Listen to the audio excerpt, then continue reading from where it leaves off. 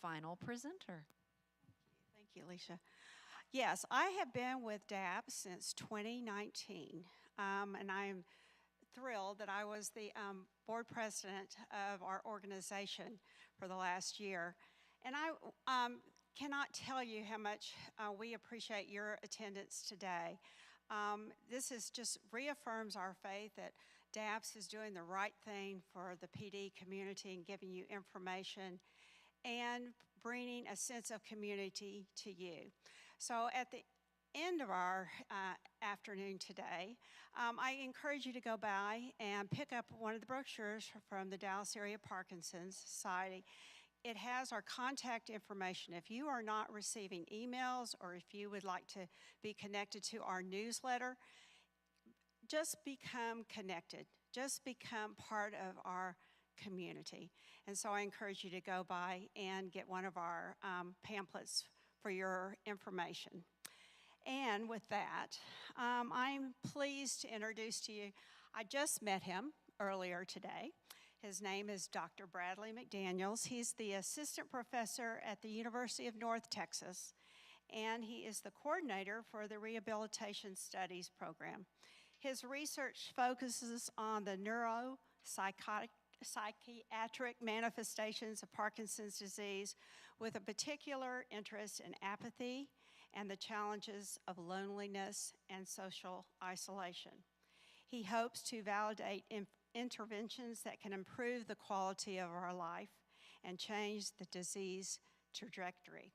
He has recently returned from Spain, where he presented a study with the Parkinson's and Movement Disorder Alliance. So please help me welcome Dr. McDaniels. Thank you.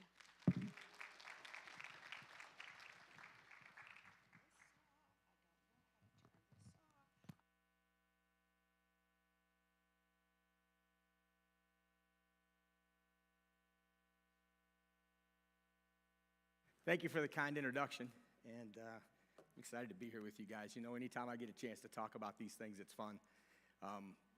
And I don't know if this is the apathetic or the non-apathetic crowd that's here. You're either motivated to stay or unmotivated to leave. So I'm not sure which way this goes, but we'll roll with that. So a little bit about the objectives. Most of you probably realize that apathy is an issue with PD. All right, so we're going to talk a little bit about that, help you to understand what it is and the challenges associated with it. What role does meaning in life play? Right, it's been an interest of mine. As we go, I'll kind of explain my thinking with how I attach these two things together. And lastly, it's no good to be able to identify a problem if we can't also give you a solution to the problem, right? So hopefully we'll get to do that along the way. I'm going to share with you a little bit about me. I spent 18 years in the pharmaceutical industry, from a rep into regional director for a biotech company. And almost 11 years ago, 10 plus years ago, my mom was diagnosed with Parkinson's. And I went back to graduate school. Said I want to do something to make a difference in her life. And at 42-ish at that time, I said I'm too old for medical school. Neurology takes too long. And I thought PhD was the next reasonable option. And so I did that, University of Kentucky. And quality of life has, for many, many years, been a focus of mine. How can we make life better for people with PD while we wait for a cure? Cure, I was talking with Dan at lunch. You know, a cure is one of those things that I avoid talking about simply because nobody has any idea what we're doing with the research on Parkinson's right now. So let's find some things we can do today to make your life better. Makes sense, right? And as the introduction said, my focus is on the neuropsych issues. Apathy, loneliness, meaning in life, positive psychology, resilience, post-traumatic growth, how going through a traumatic experience in your life, once you get through that, can actually mean improved life after. And there's a lot of literature that supports that. So look, that's a little bit about me. I guess I wanted to qualify myself. I'm not just some guy that comes here trying to get a bunch of surveys done so that I can have my name in lights and say I'm a great Parkinson's researcher, because it's really not about me. It's about how can we make things better for you all. So let's talk about a few definitions. Positive psychology is what makes optimal functioning in humans, right? And it's anything that we do in life that makes us function better, right? That's really a short answer to what positive psychology is. What makes life worth living, right? Beatrice Wright was a famous American rehabilitation psychologist, and she was far ahead of her time back in the 60s when she did most of her writing. And she had a couple of areas, enlarging one's scope of values, right? So when something happens in life, a diagnosis of a chronic, incurable condition, we lose things. There are things that we once loved that maybe we can't do the same way anymore. But can we take that excitement, that interest in things, and move them into something else so that we maintain our quality of life? It's a fascinating idea, and there's a lot of research around that. The other one is positive coping versus succumbing, which really just means I'm going to deal with this issue versus giving up. Because you have a choice, right? You can either fight it, you can either find things to help you cope, help you manage your life, manage your disease, or you can say, you know what, this is the hand I was dealt. There's no cure, so I'm just going to hang out and just let it get worse until the end. That's the positive psychology. How can we flourish despite setbacks? Quality of life is a really interesting construct because in reality, quality of life is really me just asking you, do you think you have a good quality of life? That's what matters, not what I can measure with some survey. I can do a survey and I can measure and I can give you a number and say your quality of life is better than 80% of everybody else's in the room. What matters is what you think. So those are a couple of things that you're going to see talked about as we go through this. So now we're going to shift a little bit into PD, and the challenge is right at diagnosis. One of the main challenges, right? You walk in to see a movement disorder specialist. You've probably seen your primary care doc, and they've said, yeah, you know, you've got a slight tremor, or you're shuffling when you walk, or your steps aren't long enough, and there could be something going on. I'm going to send you to see Dr. So-and-so. So you may have an idea that there's something going on, but you walk in and you get I think you have Parkinson's disease, right? You did all the tests, right? Everything that you do. They tell you that. What are your thoughts? Now what? Geez, I never thought this was going to happen. Whether it's someone who's 36 years old or whether it's somebody who's 65. Dramatic change in your life, right? Everything I know is over in my life. These are thoughts that might go through your head. What about my work? What if you're 38 years old and you still have a career? Maybe you work in construction, you're diagnosed young onset, and it's not safe for you to be up on a ladder on a second-story building. Now what? What about your relationships? Family role. You're the primary breadwinner in your family. Now you have Parkinson's disease, you can't do your job, who's going to pay the bills? Real life questions, social functioning, right? The fear that's associated with, especially early on in Parkinson's, with a tremor that I go out and I'm setting in a social function and my hand's tremulous, right? The stigma that's associated with that. Real issues. Research indicates traumatic life events may result in changes to one's meaning. Frequently, our meaning is tied up in what we do. If we're a spouse, it may be tied into the relationship that we have with that individual. My meaning was taking care of that person. I can't do that anymore, right? So you hear those things, those thoughts go through your mind as you hear that diagnosis. Reactive depression, right? Frequently you go immediately into a real depression. That's as a result of what you just heard. Anxiety, right? The heck am I going to do now? This wasn't part of the plan. Uncertainty. How long am I going to live? What's the progression of this disease?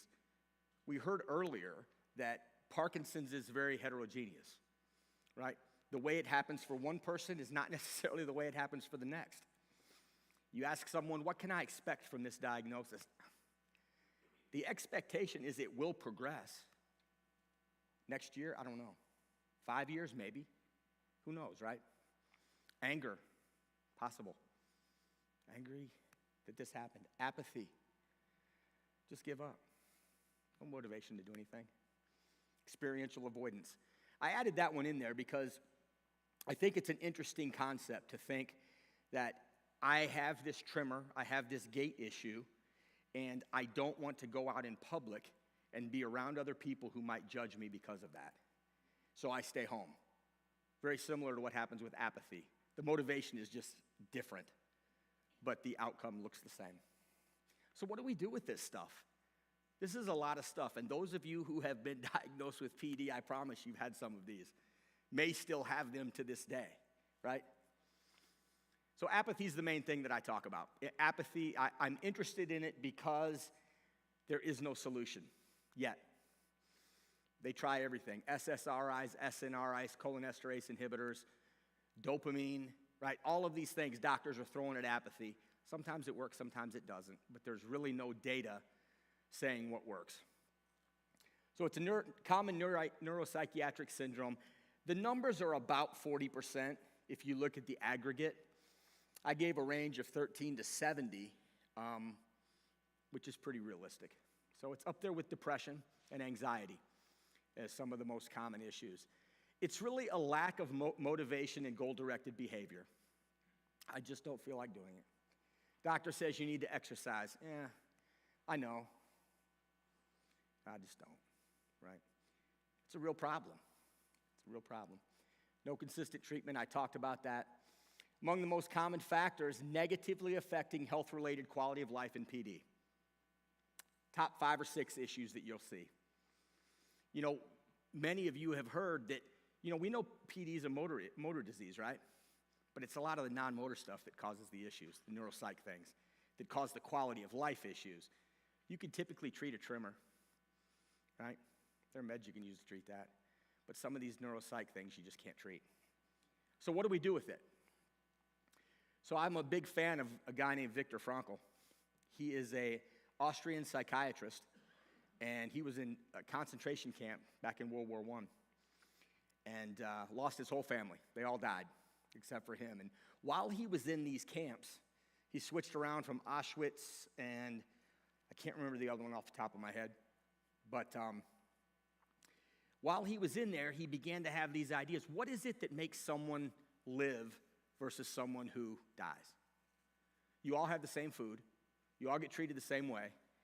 He came to the conclusion that it's an attitude, that it's having a purpose to look forward to when you get out that makes all the difference in the world. That led to his therapy that he calls logotherapy, which is the therapy of meaning, and it's still very common in the counseling world. These are some quotes that are fascinating from him. When you're no longer able to change your situation, we are challenged to change ourselves. You can't change your PD, right? You've got it, and you've got it. It's about changing your mindset. Those who have a why to live for can handle any how. You have a purpose. You have something to look forward to. You can deal with the struggle because your eyes are focused out here. You're not focused on the minutia of what's going on right now. In some ways, suffering ceases to be suffering at the moment one finds meaning. Meaning changes everything because your eyes get off of your problem and go to your meaning.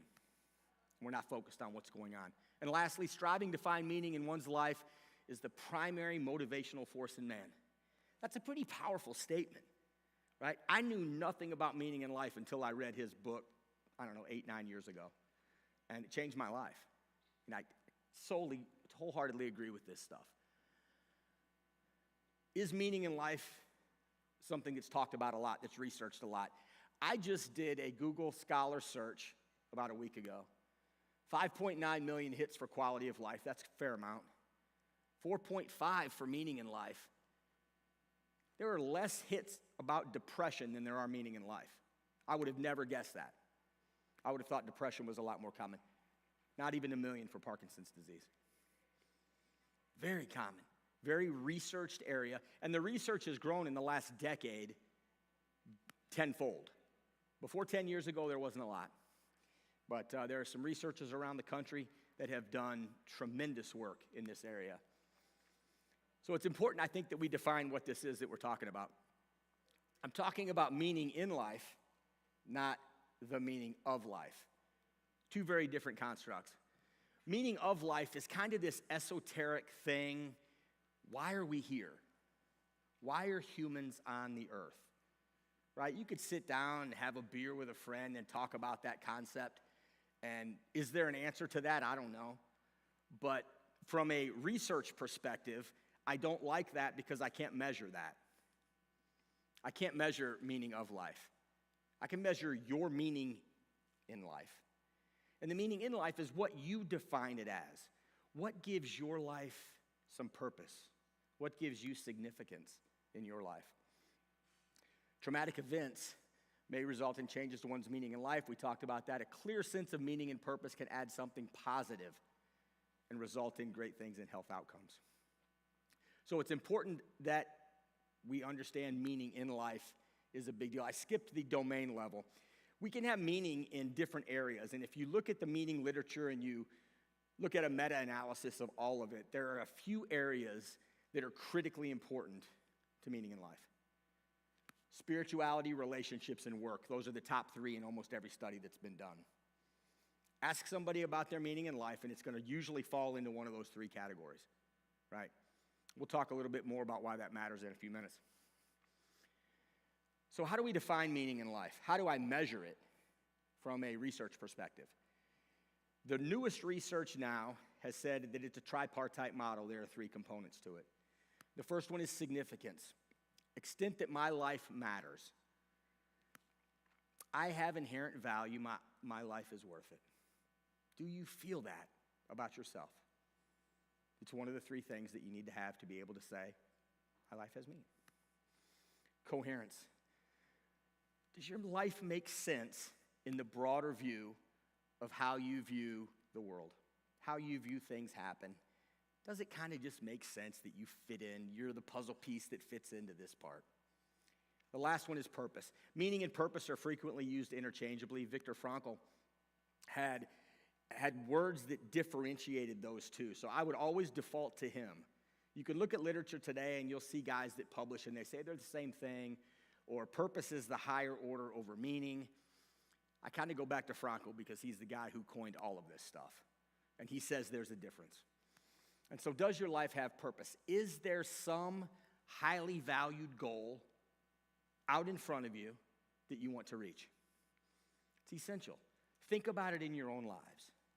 What is that thing that you're shooting for, right? I don't know what it is, but it's important to consider.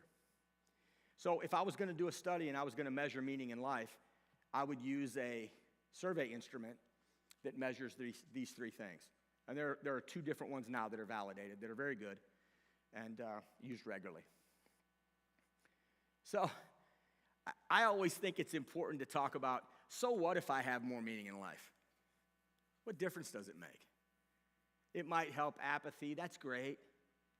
There's a lot more to it than that. People who have higher meaning in life, this is all literature-based. I didn't put all the citations in there, but this is all stuff that's been published in peer-reviewed literature. People who have higher meaning in life have more positive emotions, happiness, joy, peace, right? Have better personality traits, have more life satisfaction. They report a better quality of life than people who have low meaning. They think their life is pretty good. Self-esteem, self-worth, right? You'll see that this makes sense if you think about it, right? Positive coping. Adaptive versus maladaptive coping. Do your coping mechanisms make sense? Many people cope with substances. It's largely maladaptive coping, right? It might work for a minute, but eventually it doesn't work anymore, right? It works till it doesn't. Have more hope. Hope for a better future. Hope that things will get better. There are things out there that are going to come in the course of my disease that are going to be good. Optimism, same type of thing. Positive outlook. Resilience. Resilience is another area that I research, and it's fascinating. Resilience is when something traumatic happens in your life and you kind of slip back a little bit. You begin to fall into this place of some depression, some anxiety. I'm struggling. My functioning isn't as good as it once was. People who are resilient bounce back. They get back to where they were before, and they move on. The literature says the more times in your life you experience events that force you to bounce back, the easier it becomes over time, right? So people who have been through a lot in life and have seen themselves through it are typically highly resilient individuals, and they're much better able to handle stressful situations that come, and they just don't get down like others. And that's different from post-traumatic growth. Post-traumatic growth, resilience brings you back to baseline, where you were before the incident happened.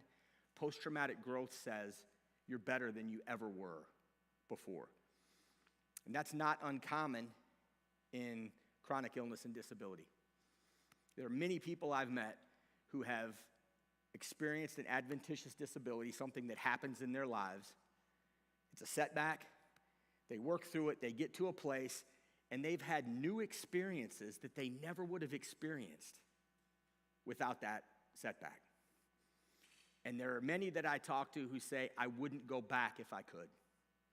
I've got a good friend of mine who lost his sight, and he's lost a leg in an accident. And it's been 5.5 years. He said, Brad, I've had more experiences like this than I ever would have had. I've met more people. I've impacted other people's lives in a way that I never could have before. That's post-traumatic growth. It's a different place. Health-related quality of life, we talked about that. Well-being, successful aging. You want some more? Meaning in life is associated with less physical decline, slower cognitive decline in older adults. This is looking at dementia patients in particular.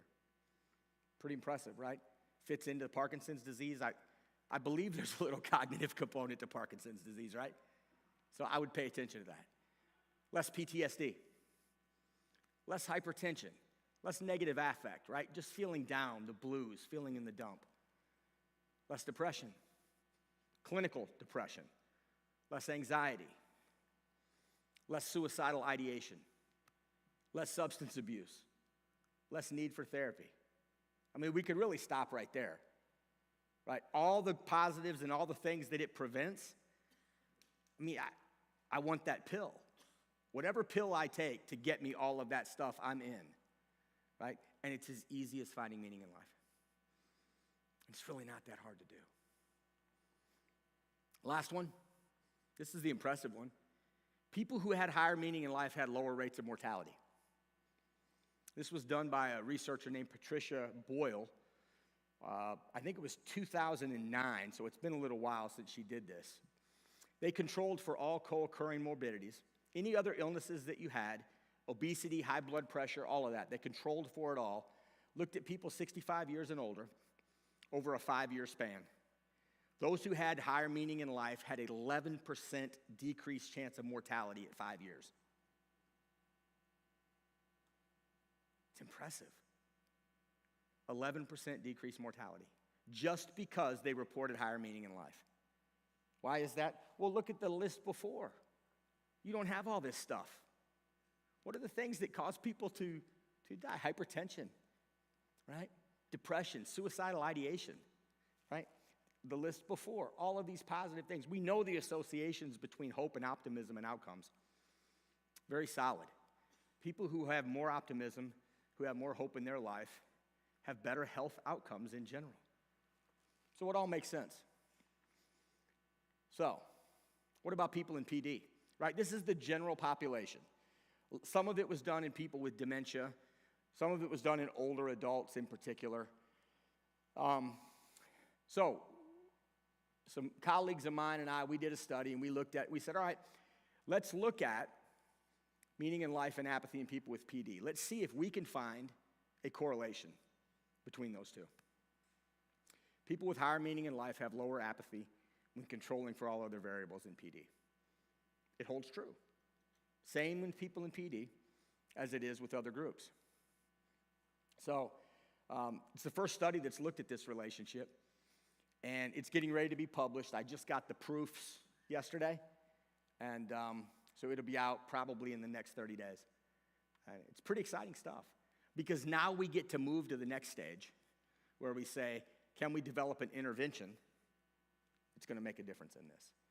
Because at the end of the day, that's what matters in research, right? I was just talking to a friend at lunch, and it's great that we can identify these things that are problematic, but if you can't change them, I'm not so sure I want to know. If you told me today that I'm going to have Parkinson's disease in 20 years, but there's nothing you can do to help me prevent that or make that any easier, I'm not sure I want to know, right? So that's where, in my mind, that's where the research comes in. What can we do to make a difference in people's lives, right? Oh, wrong way. So, there's been a variety of articles published on looking at meaning in life, and there are several clinical interventions, cognitive behavioral therapy, meaning-based therapy interventions that are very effective for helping someone find meaning in life. A couple of challenges to those. Think this through with me. You're apathetic, and your doctor says, I want you to go to therapy. I don't feel like it, right? You're not motivated to go. You're just not going to go. We run into the same problem with depression. If you go get CBT therapy, we can help your depression. I don't feel like going. Right? Depression and apathy have a lot of common overlap. They look very similar. If I talk to you clinically and you told me your symptoms, I would probably have a difficult time differentiating whether it was apathy or depression. Because a lot of the time it's feeling down, I just don't want to leave the house. Just going to stay right here. I don't have any motivation to get up and do anything. It'll be okay, right? So aside from the clinical interventions that we know work, that are costly, that people aren't probably going to attend, it takes 10 to 12 sessions at least, weekly sessions, to be able to see an outcome with those types of interventions. What else can we do? So, the literature supports looking at these areas of life. Your relation, right? We talked about the top three: relationships, spirituality, and work. Those are the areas that most people find meaning in their life. So let's look at those areas. How are your relationships? What are they? Right? I was talking to somebody earlier today about this event here. How'd you think it went, Brad? And I said, thought it was good, but I'm much less concerned with the content than I am with the connections that are made inside this room. Literature is really clear on loneliness too. That what happens when people connect is amazing. It's exponential versus what happens when you try to do things by yourself. It's good for depression, it's good for anxiety, it's good for apathy, it's good for all of these things. So that's the other piece. Religion and spirituality, if that's part of your life, make it more a part of your life. If you're struggling with meaning. Work. You still work. Work doesn't have to be paid employment. I told you all earlier, my mom was diagnosed with PD. She now volunteers at it's kind of a homeless shelter that people donate clothes and then they sell them at a very cheap price to people in the community who can't afford them. And it's the highlight of her week. She doesn't get paid. She goes there and she spends 8 hours. I call her every day. On a Tuesday, I call her and she goes, I'm at work. Can't talk. Like, you're not at work. You can talk whenever you want to. It's volunteer. But it's what makes a difference in her life. Being around people, doing something altruistic that's outside of you. One of the great ways to find meaning. Health. Focus on your health. Exercise. Helping other people exercise. Nature. I just enjoy going for walks in nature. Do more of it. Right? Maybe you meditate while you walk. Meditation's a great thing to do. The literature on meditation is very clear too, for hypertension, depression, and anxiety. Very easy to do. Get education. Maybe it doesn't have to be formal education. You just take a class. Learn something new. Something that you just learn for fun because you enjoy it. Get involved in the community. Support groups, exercise groups, PT, OT, all the people that do that. Go out to lunch afterwards, right? Do things to connect with other people that are fun. It helps. Hobbies. Find something you enjoy. We saw that the young man earlier that did all the origami, right? He teaches people how to do that. If it looks interesting to you, learn. Figure it out. Maybe that's your part of what makes your life meaningful, is doing something like that that's contributing to the greater good of other people. Something to think about. So according to Frankl, again, I said I defer to him for most questions on meaning. He's got a ton of different books. Some of them aren't in English yet. But we can discover meaning in 3 ways. By creating a work or doing a deed. Going back to that list before. Engaging in something on this list. Doing something. It takes action, right? We don't create meaning just sitting at home on our couch. You got to do something. Experiencing something or encountering someone. This is encountering someone. This is experiencing something, right? Going out to lunch with friends is experiencing something. It's encountering someone. Find a way to do that. Find a way to get involved in a community that's meaningful to you. And lastly, the attitude we take toward unavoidable suffering. Frankl said, someone can take away everything from a man, except he has the ability to choose his attitude in any given situation. The attitude we take towards suffering matters. Other people see it, right? It goes back to Beatrice Wright, coping versus succumbing. What's my attitude? I'm going to fight this, or I'm going to just give up and quit. And it's a choice, right? Every day we wake up and we have that choice. Do I want to have a positive attitude and think, I'm going to conquer today, I'm going to find something new to do in my life that makes it better? Or more importantly, something I can do today that makes someone else's life better, right? That's why people volunteer at organizations like this. Don't think that people who volunteer at things like this don't get something out of it. They all do. It's not money. It's the feeling of a greater good, right? I contributed to something that maybe made a difference in one person's life today. That's a good day.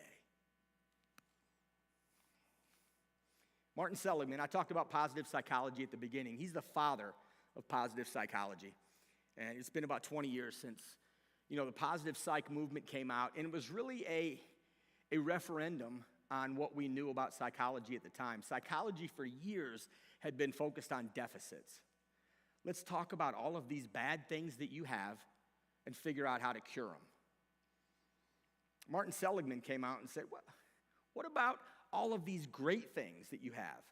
Maybe you have a little bit of hope in your life. How can I make that greater? Maybe you have a little bit of optimism. How can I enhance that? Rather than looking at the negative, because if I enhance those, these negatives are going to diminish just by virtue of these things getting better. So he says, we, without a doubt, that's just a crazy word. That's the word he used, so I just left it in there. Want meaning and purpose in life. The meaningful life consists of belonging to and serving something that you believe is bigger than the self.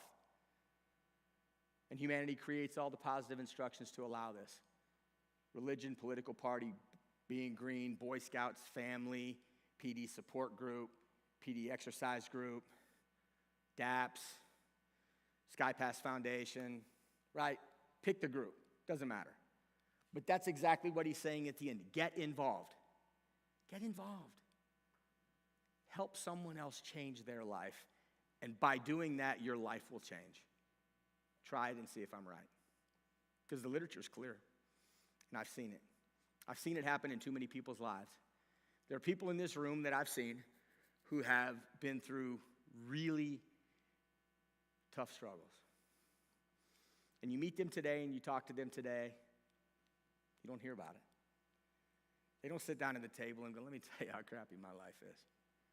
Man, I had this happen and this happen and this happened and this sucks. And, we all live in the world. We've all got things in our lives that happen, right? I mean, we can sit down and compare bad stories. But nobody wants to hear that. It's fine if you want to share with somebody because you're struggling. That's great. But the difference is the attitude that you can see in someone who has done this flip, who has found meaning despite their circumstances, flourishing despite suffering. That's kind of the new meaning in life 2.0. Guy named Paul Wong up in Toronto. He was probably one of the major influences of meaning in life around the world. And he's kind of taken what Frankl said, and Michael Steger from Colorado State, who's another big name in this field, and he's taken that and said, let's move to the next level. And he's really been talking about this idea of flourishing despite suffering, which really is post-traumatic growth. He's calling it a different word, but that's really what it is. Suffering doesn't mean it's the end of everything. It can be a springboard or the impetus for something great to happen in your life. $1 million question. So what do I do about it? You could say, that sounds good, Brad. That's all great. But what do you want me to do? That's what you do. Right? So we had this list. Think about that list, right? Those are all sources of meaning, common sources of meaning across all meaning studies. How are things going in those areas? Simple question. Just sit down and think about it. Good, bad, indifferent. I don't know. Do more of what you find meaning in. If you find meaning in nature and you love it, do more of it, right? I mean, that's just common sense. If you enjoy something, you should do more of it. It brings you joy. Engage in these activities with others. How cool is it if you enjoy nature and you've got a friend, a spouse, a colleague, someone else who also enjoys it, and you can go hang out and just be together in nature and talk about it and appreciate it, right? It's fun. Share your experiences. Share the things that you've engaged in that have brought meaning to your life, because it will make a difference to someone else when they hear you share that. It gives them hope, right? You've got PD, someone else has got PD. You found some meaningful experiences, they're down in the dumps. Maybe share what worked for you. And they might go, I should try that. Maybe it'll work for me. Help others foster their meaning. Once you've found yours, help other people find theirs. Ask them the questions, right? How are things going in these areas of your life? What do you love to do? What gives your life purpose? Have those discussions. Practice self-reflection.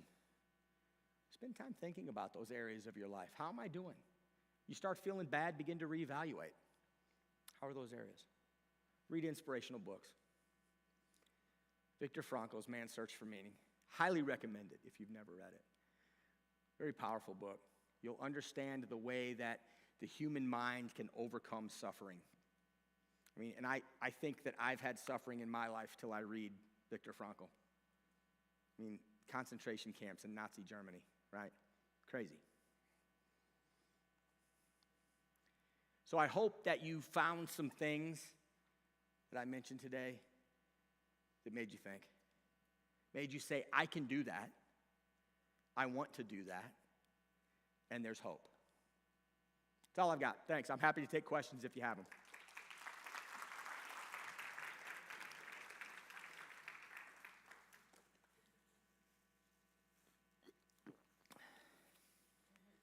Yes, Gavin.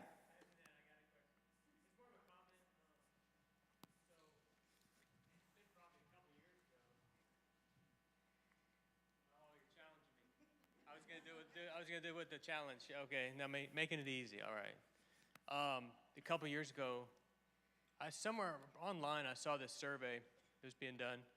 They're looking for, I think it was for people with wild PD, young onset, and they wanted people to take the survey. But it was about a 30-minute survey, so I said, well, I'll give it up for the cause and I'll do it. And I took the survey all the way through, and it just blew me away. It was the most in-depth and insightful, informative. What other I words do I got? It was extraordinary, extraordinary. And just taking the survey, knowing someone in research understood what we were going through each and every day and saw us as, human beings, and really wanted to get to the root of things that would really help us. These kind of things that no one else is talking about. The doctors aren't talking to us about. but very, very useful. And it's, you know, at that time I'd probably had Parkinson's 12 years or so.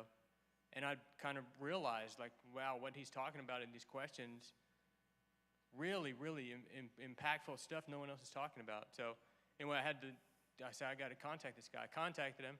Turns out, you know, of all the places in the world, he's 25, 30 miles from my home in Denton.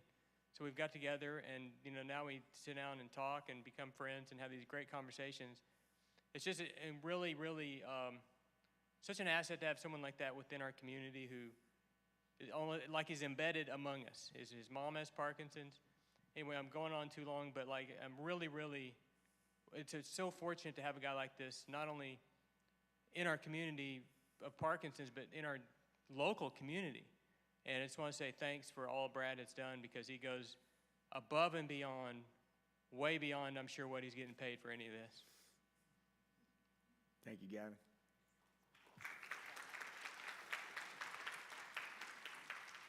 I can give you the UNT president's email address. You could send him that and say, Brad deserves a raise. Thanks, Gavin. Thank you, Brad, so much. We do have another question. Excellent. This is more of a comment. I think the statement that I remember most from Viktor Frankl's book is, that which does not kill me makes me stronger. Yeah. And it seems to sum up those quotes that you used, and kind of points the way toward making positive growth after trauma. Definitely. And that's Friedrich Nietzsche, right? That which doesn't kill me makes me stronger. And it's in the same vein as this, for sure. Thank you. All right. Any other comments or questions? Thank you, Brad. I hope you guys were all inspired by Brad. His story inspires me every day.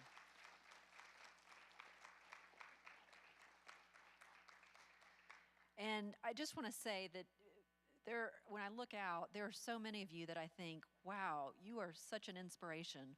From Wanda and Donna and Edna and Gavin and Bill, I look at each one of you and think, you guys are the ones that continue to push us and show us that what we're doing matters, that creating a community for all of us is what it's really about. So thank you for being a part of our community. Thank you for your support, and thank you for being here today. We are so thankful for your participation, and as we said before, we'll be sending out a post survey. We would love your feedback, and we'll be sure to send you those attachments to some of the flyers if you did not get those, and we'll let you know when all the recordings are available on our YouTube channel. So thank you so much, and enjoy the rest of your weekend.